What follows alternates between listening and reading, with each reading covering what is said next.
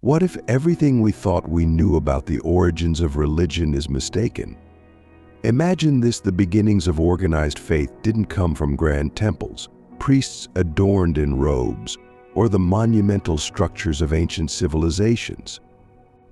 Instead, it started much earlier, in the damp, echoing depths of prehistoric caves.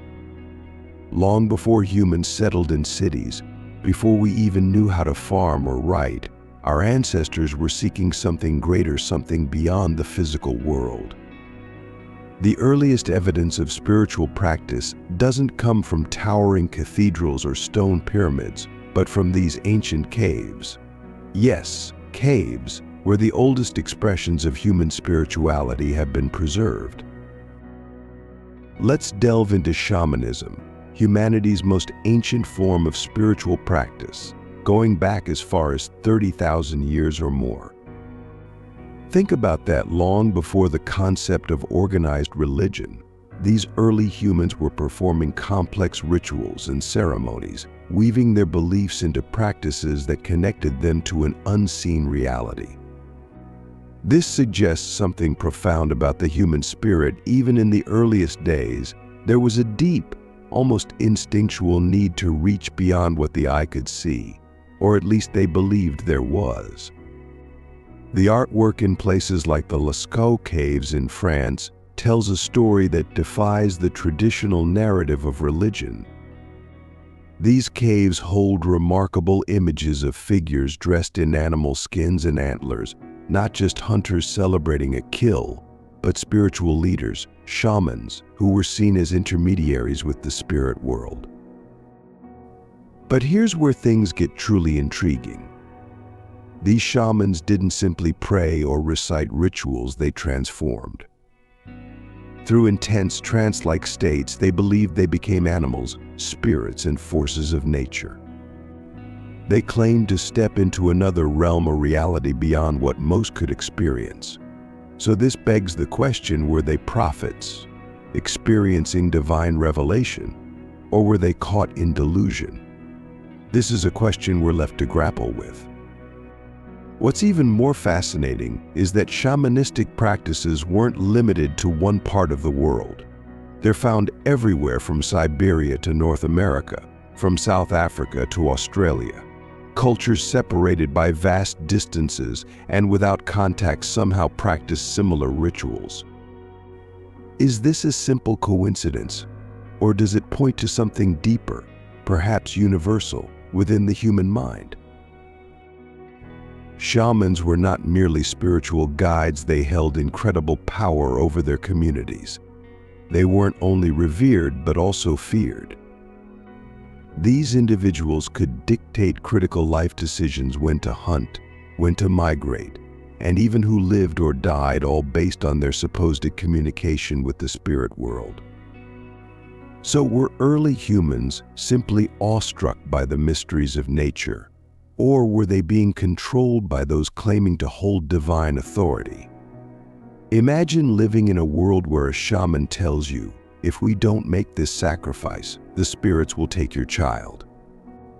Is that truly faith, or is it a form of madness? We must also consider the role of hallucinogenic plants. Many shamans entered altered states of consciousness through natural substances found in their environment. In today's world, we might view such practices as drug use or even signs of psychosis. But in ancient times, these altered states were revered, seen as a doorway to another realm, a realm that seemed as real to them as our scientifically understood world does to us. Does this make their experiences any less valid? Or are we too quick to dismiss what we can't easily explain? Another angle is the question of survival. Did shamanism provide a way for early humans to make sense of an unpredictable and often terrifying world, or did it bind them in cycles of superstition and fear? If you truly believe that unseen spirits control the weather, your health, and your food supply, you're not in control of your life, you're at the mercy of forces that you can't see or measure. And yet, these early beliefs, this primal spirituality, formed the very foundation of what would eventually grow into the organized religions we know today. From these first cave rituals emerged polytheism and later monotheism. Shamanism was the seed. But what does this seed signify? Is it the root of all human spirituality, a testament to our eternal quest for the divine? Or does it prove that, from the very beginning, religion was a fear-driven attempt to understand a mysterious and chaotic world? Some will argue that these early humans were indeed in touch with something real, tapping into a genuine spiritual dimension that modern society has lost in its obsession with logic and science. Others will argue that shamanism represents the first steps down a long, winding path of delusion, a primitive attempt to control the uncontrollable, a system that ultimately manipulated human minds with superstition and fear, a tradition of spiritual influence that has continued, in various forms, for thousands of years. So what do we make of it all? When people talk about ancient civilizations, the Maya are usually mentioned for their incredible achievements: massive pyramids, a calendar so accurate it caused an apocalypse scare in 2012, and advanced mathematics. But let's cut through the awe for a moment and talk about something way darker: the Maya's obsession with human sacrifice. Yeah, these people didn't just leave behind some of the most beautiful cities in the world, they also left behind a legacy of blood, and lots of it. Here's the deal: for the Maya, sacrifice wasn't just a ritual, it was a necessity.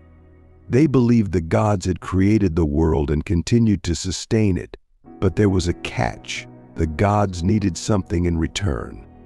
That something was human blood.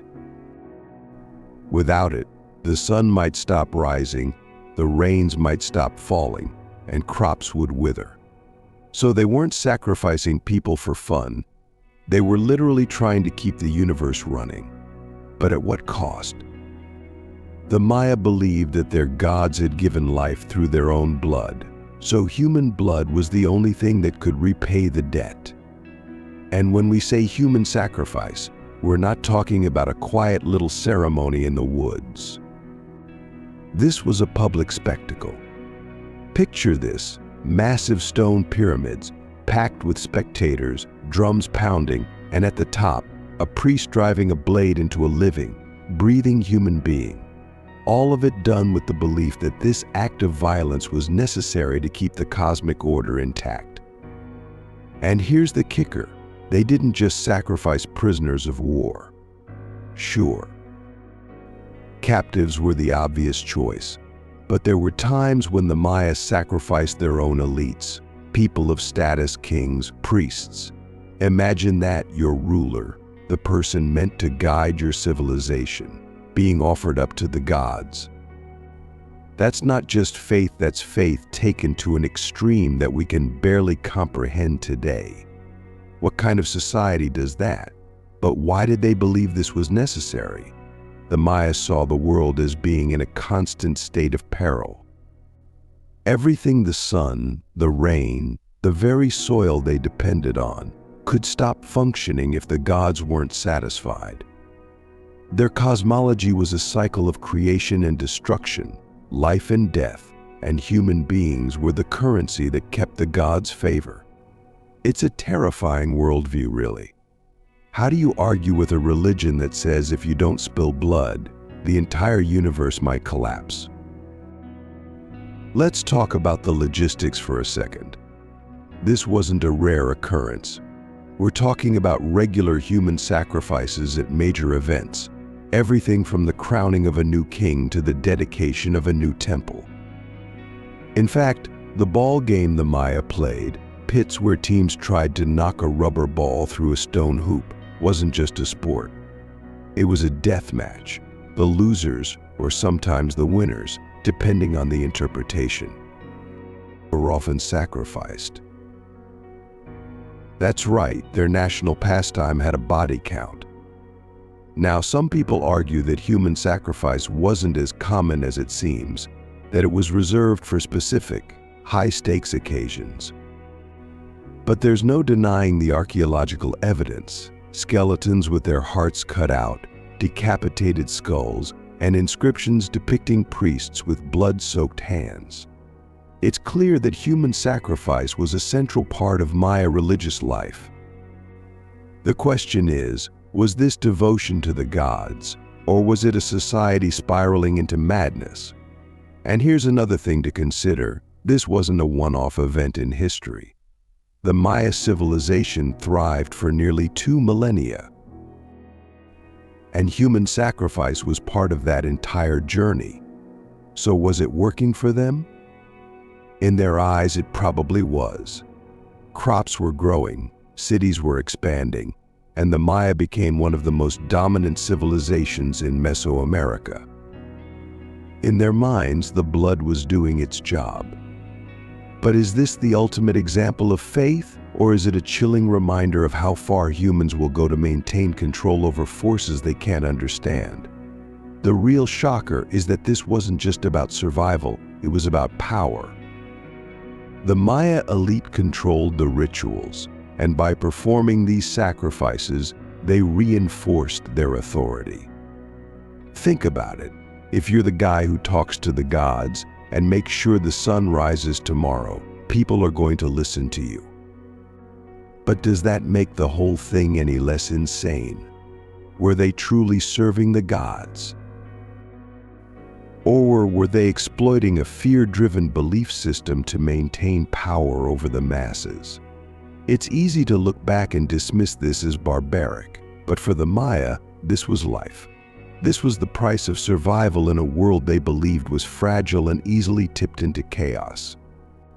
Their entire cosmology demanded sacrifice, and without it, everything would fall apart. So where does that leave us? Was Mayan human sacrifice an act of ultimate devotion, proving just how far people will go to ensure the survival of their world? Or was it a tragic example of how belief systems can lead to horrifying extremes? When you think about the gods of ancient civilizations, it's easy to imagine wise and benevolent beings overseeing the world. But the Sumerians, the creators of one of the earliest known religions, worshipped a pantheon that was anything but peaceful or sane by today's standards. Their gods weren't just overseeing the natural order. They were erratic, emotional, and sometimes downright terrifying. Let's start with Anu, the king of the gods. You'd think he'd be a wise ruler, right?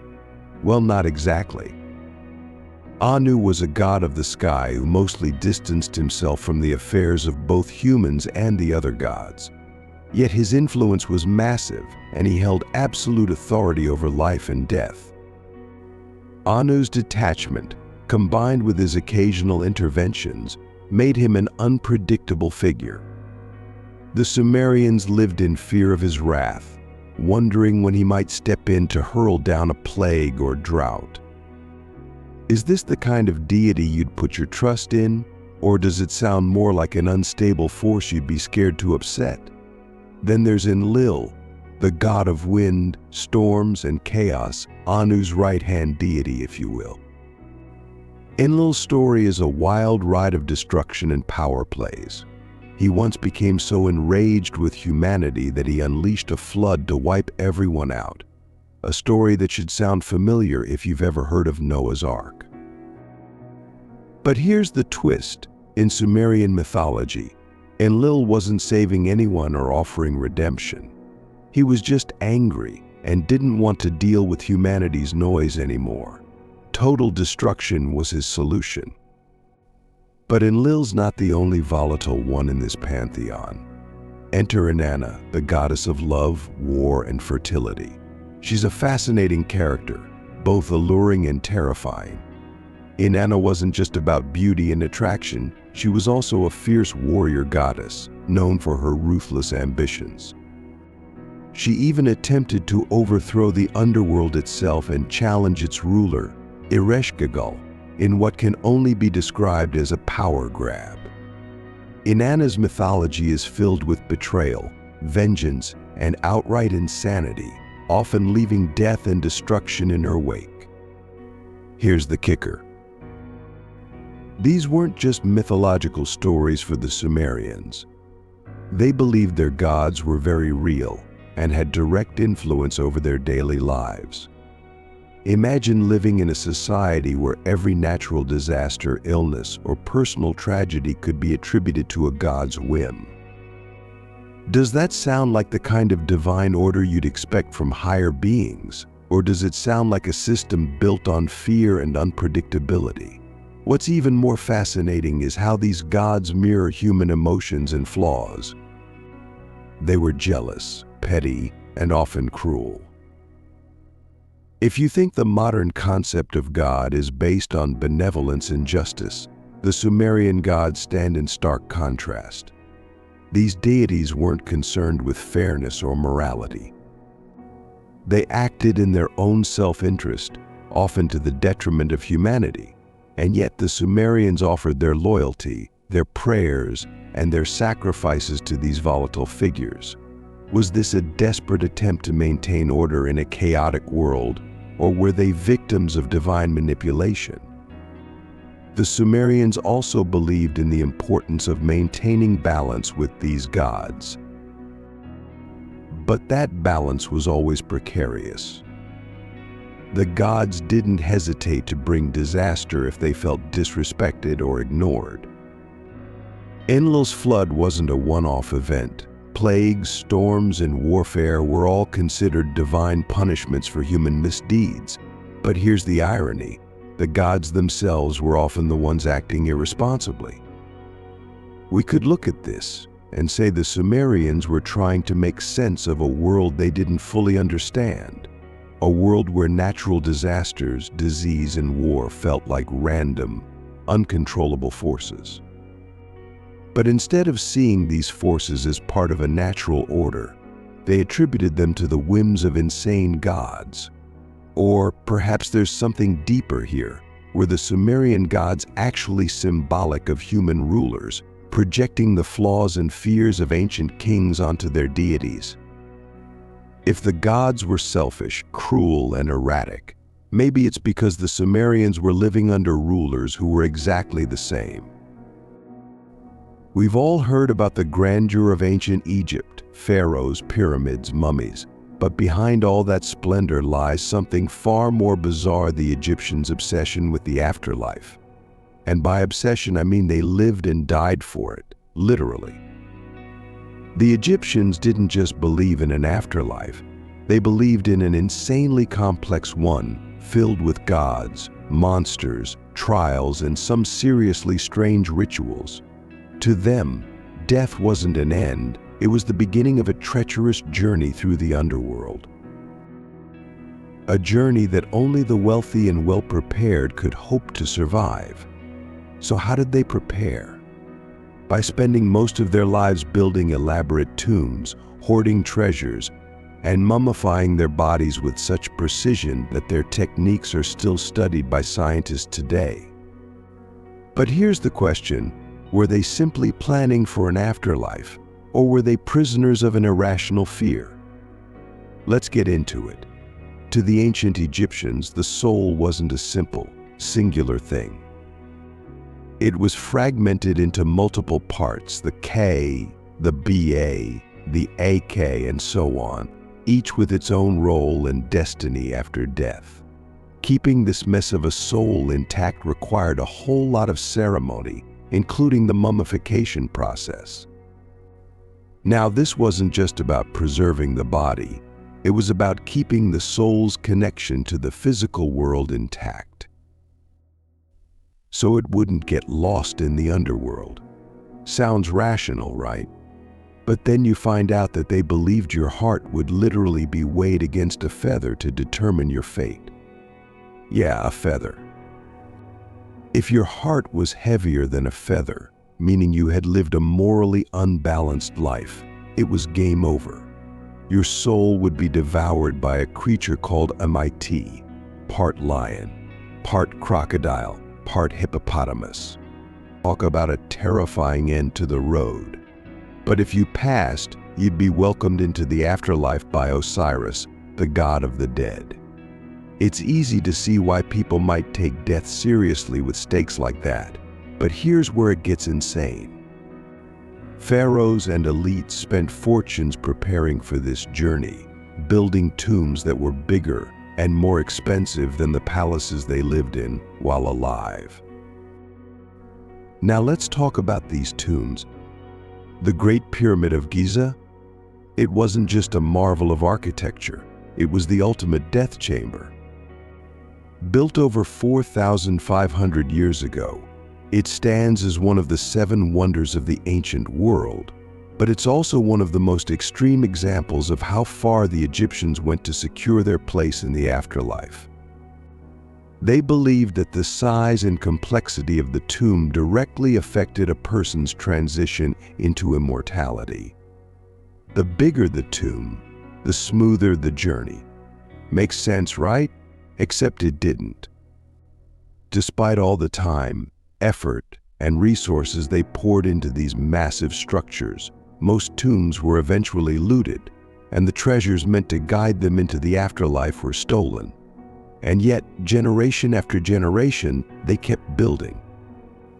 Is this the sign of a deeply spiritual society or the symptom of a collective insanity, chasing immortality through stone and gold? What's crazier is that this obsession wasn't limited to pharaohs. Even common people went to great lengths to prepare for the afterlife. On a much smaller scale, of course. They couldn't afford pyramids, but they buried themselves with personal belongings, charms, and amulets that were supposed to protect them in the next world. Entire industries thrived on making afterlife goods, coffins, funerary masks, magical texts, each promising to offer some advantage in navigating the dangers of the underworld. You had to be ready for everything: demons, fire lakes, snakes, because apparently the afterlife was no walk in the park. But why were the Egyptians so focused on this afterlife? Was it pure faith, or were they gripped by fear?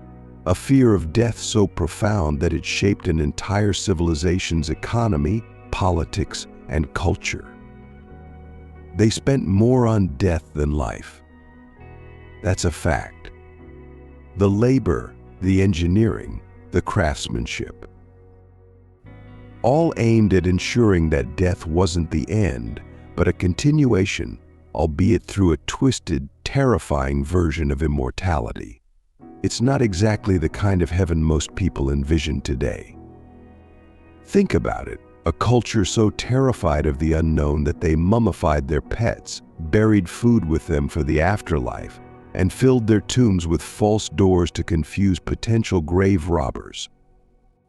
Were they trying to protect themselves from thieves, or were they just insanely paranoid about what awaited them after death?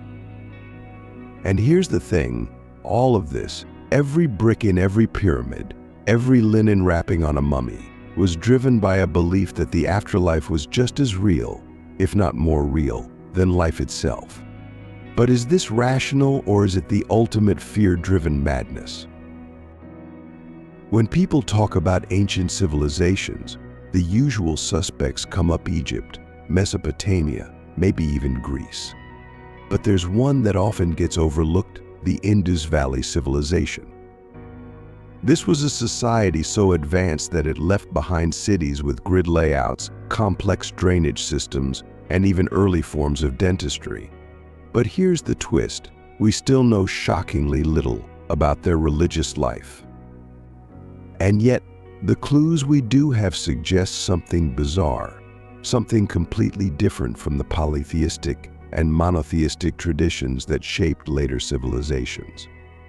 The Indus Valley civilization, located in what's now Pakistan and northwest India, flourished around 2500 BCE. They built cities like Harappa and Mohenjo-Daro, but what's really fascinating isn't just the architecture, it's the silence. They left behind no grand temples, no written records detailing gods and rituals.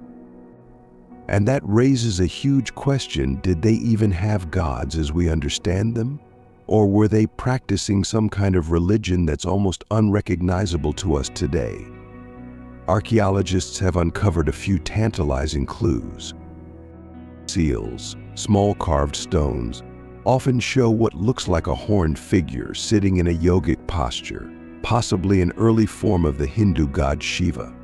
But was this figure truly a deity, or just a symbolic representation of something entirely different?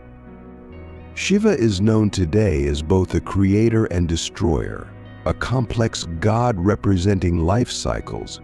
But if this is a prototype of that figure, what does it say about the Indus people's worldview? Were they worshipping life's dualities before anyone else? And then there's the so-called mother goddess figurines, plump, earthy statues that some believe represent fertility goddesses. But here's the kicker: we don't actually know. Unlike other ancient cultures that left behind detailed myths, these figurines don't come with a story. Were these symbols of divine femininity or just representations of everyday life? Maybe they weren't even gods at all, but rather symbols of prosperity or health. It's like staring into a void of meaning.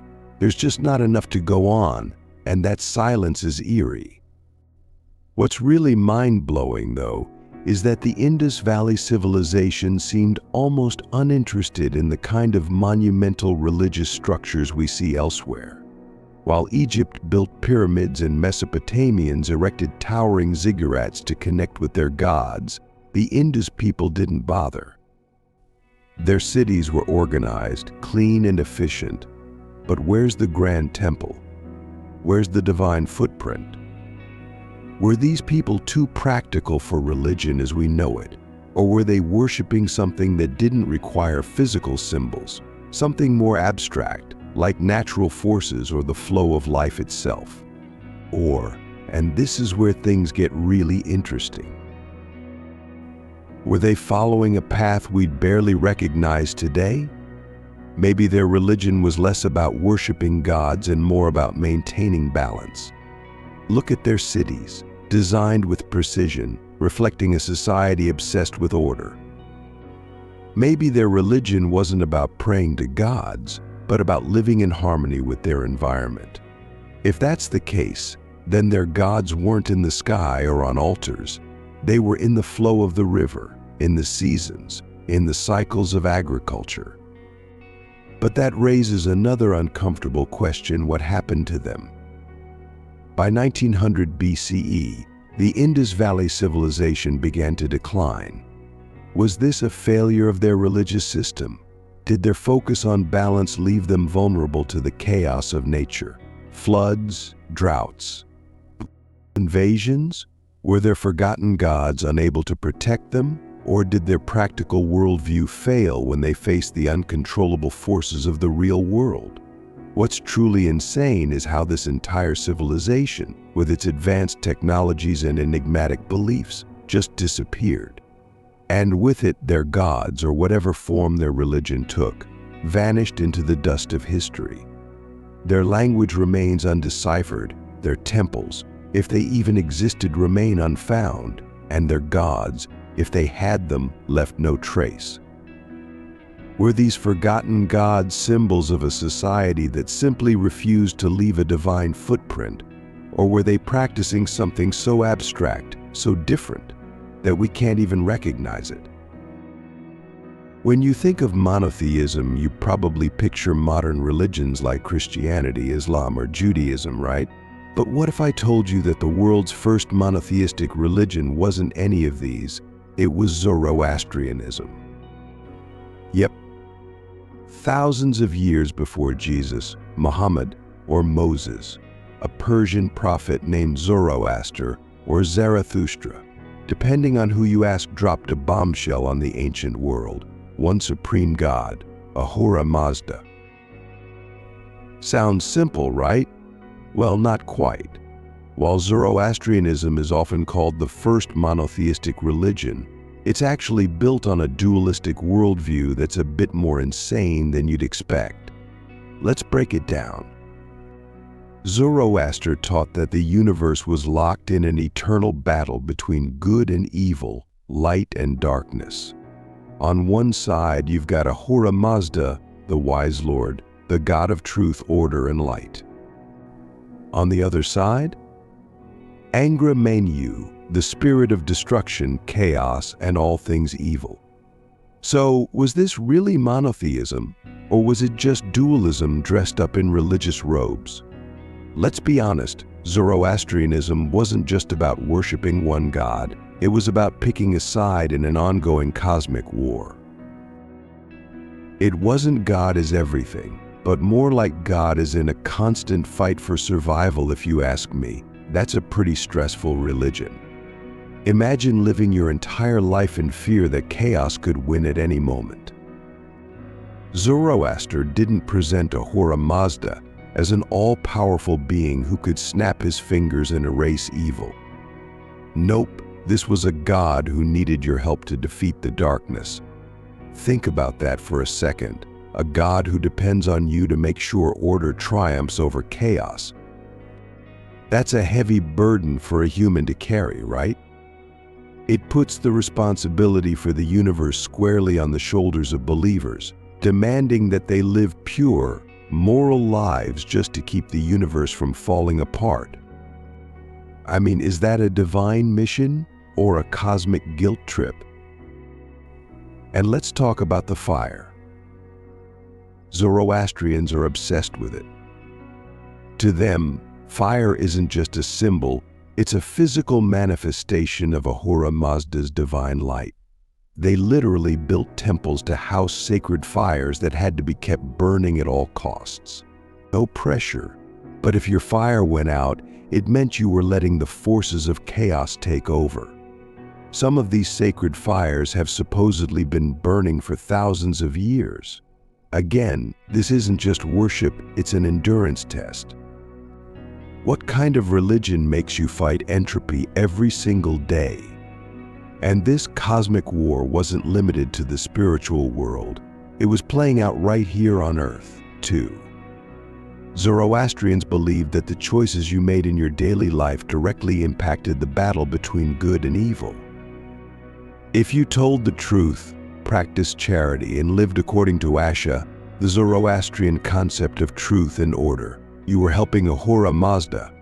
But every lie, every act of greed or cruelty, that wasn't just a personal failing, it was literally giving Angra Mainyu the upper hand. How's that for high stakes? But here's where it gets even more complicated. Zoroastrianism wasn't just about keeping your own life in order. It was about keeping the world in order, too. They believed in the importance of purity in everything, from fire to water to the very earth beneath their feet. Pollution of any kind, physical or moral, was seen as an attack on creation itself. So, if you accidentally polluted a river or let a fire burn out, you weren't just making a mess, you were aiding the forces of darkness. It's no wonder this religion had rules for everything from burial rituals to waste disposal. The idea was that by keeping the material world clean and orderly, you were protecting it from Angra Mainyu's corrupting influence. Sounds exhausting, right? Now you might be thinking, okay, but what's the big deal? Plenty of religions have rules about purity and morality. True, but Zoroastrianism took it to an extreme that's hard to ignore. It wasn't just about being a good person, it was about making sure the entire cosmos didn't collapse into chaos. Is this the height of spiritual responsibility or just a recipe for paranoia? Imagine living with the belief that every misstep, every little sin could tip the balance of the universe in favor of destruction. How do you even sleep at night with that kind of pressure? And here's the kicker.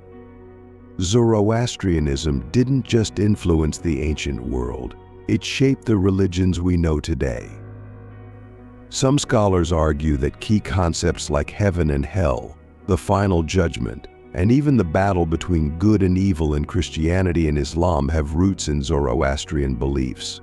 So whether you realize it or not, This ancient dualistic religion has left its mark on the world. Imagine a time before written language, before agriculture, before cities. Now picture a massive, intricately built temple. Sounds impossible. Well, that's exactly what Göbekli Tepe is, a site that defies everything we thought we knew about human civilization. Located in modern-day Turkey, this ancient structure is over 11,000 years old, predating even Stonehenge by 6,000 years. Yeah, you heard that right. This is a temple built by hunter-gatherers, long before humans settled into farming communities. But here's the kicker. No one knows why it was built or who exactly built it. Göbekli Tepe is made up of massive stone pillars arranged in circular formations, with some of the stones towering up to 16 feet high and weighing several tons. These pillars are decorated with carvings of animals, everything from wild boars to lions to snakes, and abstract symbols that no one has fully deciphered. The level of artistry and engineering here is shocking. How did people who were supposed to be nomads, constantly on the move, find the time and resources to build something this massive? And more importantly, why did they? Here's where things get weird. For most of human history, we believe that religion came after agriculture, that once people settled down and had stable food sources, they built temples and developed organized religious systems. But Göbekli Tepe turns that theory upside down. It suggests that religion may have been the driving force behind civilization itself. Think about it. These hunter-gatherers were putting in the effort to gather massive stones, carve them, and arrange them into a complex temple. It's as if the need to connect with something greater than themselves was more important than food or shelter. What kind of religion was this? Was it ancestor worship? Did they believe in gods, or were they trying to communicate with nature, the spirits of animals, or something even stranger? The fact is, we just don't know. There are no written records, no tombs, and no clear indications of what rituals were performed here. All we have are these haunting stone circles and the knowledge that something incredibly important drove these ancient people to create the world's first temple. And then there's the big mystery. Why was Göbekli Tepe deliberately buried? Yeah, you heard that right. At some point after thousands of years of use. This incredible site was covered in tons of dirt, almost as if its creators wanted to hide it. But why? Was it no longer sacred?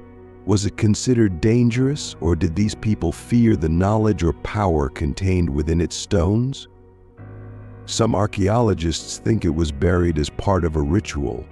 Others believe it may have been an attempt to protect the site from invaders or natural disasters. Either way, the deliberate burial raises even more questions than it answers. Here's another thing to think about. What does Göbekli Tepe mean for the rest of human history? If hunter-gatherers were capable of building something this monumental, what else have we underestimated about ancient humans? This site is a giant question mark in our understanding of how civilization began, suggesting that spirituality, art, and community were not just byproducts of settled life. They were the foundations of it. Göbekli Tepe changes the timeline. It forces us to rethink everything we thought we knew about human development. But here's the real mind-bender. Göbekli Tepe isn't just the world's oldest temple. It's the earliest evidence we have that humans were willing to come together, organize, and cooperate for something beyond survival.